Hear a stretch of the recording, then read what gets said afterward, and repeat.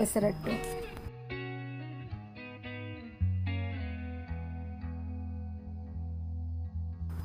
1 bowl ಹೆಸರುಕಾಳು, ಅರ್ಧ bowl dosa ಅಕ್ಕಿ, ಅರ್ಧ ಟೀ ಸ್ಪೂನ್ ಮೆಂತೆ. ಈ ಮೂರನ್ನು ಚೆನ್ನಾಗಿ ತೊಳೆದು ಇಡೀ ರಾತ್ರಿ ನೆನೆಸಬೇಕು. ಮಾರನೇ ದಿವಸ ನೆನೆಸಿದ ಈ 3 ಸಾಮಗ್ರಿಗಳನ್ನು ನುಣ್ಣಗೆ ರುಬ್ಬಬೇಕು.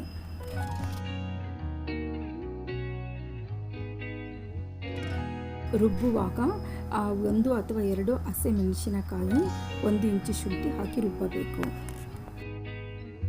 ರುಬ್ಬಿದ ಮಿಶ್ರಣಕ್ಕೆ 1 ಟೀ ಸ್ಪೂನ್ ಸಕ್ಕರೆ, ರುಚಿಗೆ ತಕ್ಕಷ್ಟು ಉಪ್ಪು ಹಾಕಬೇಕು. ಸಕ್ಕರೆ ಹಾಕುವುದರಿಂದ ದೋಸೆ ಕ್ರಿಸ್ಪಿಯಾಗಿ ಮತ್ತು ಕೆಂಪಾಗಿ ಬರುತ್ತದೆ. ಎಲ್ಲವನ್ನು ಚೆನ್ನಾಗಿ ಕಲಸಬೇಕು. ದೋಸೆ ಕನ್ಸಿಸ್ಟೆನ್ಸಿ ನೋಡಿಕೊಂಡು ಬೇಕಾದರೆ ನೀರು ಸೇರಿಸಬಹುದು.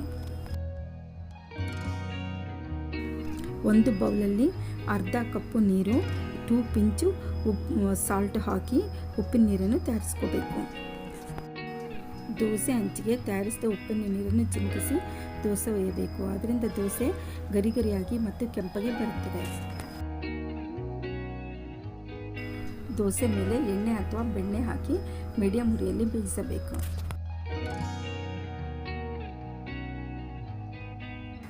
ದೋಸೆ ಕೆಂಪಗೆ ಆದಮೇಲೆ ಸಣ್ಣಗೆ ಹೆಚ್ಚಿದ ಈರುಳ್ಳಿ, ಕೊತ್ತಂಬರಿ ಸೊಪ್ಪನ್ನು ಮೇಲೆ ಹಾಕಬೇಕು.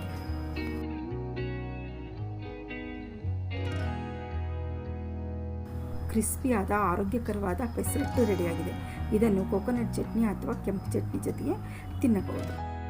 ಈ ರೆಸಿಪಿ ನಿಮಗೆ ಇಷ್ಟವಾದಲ್ಲಿ ಸಬ್ಸ್ಕ್ರೈಬ್ ಮಾಡಿ, ಲೈಕ್ ಮಾಡಿ ಮತ್ತು ನಿಮ್ಮ ಫ್ರೆಂಡ್ಸ್ಗೆ ಶೇರ್ ಮಾಡಿ.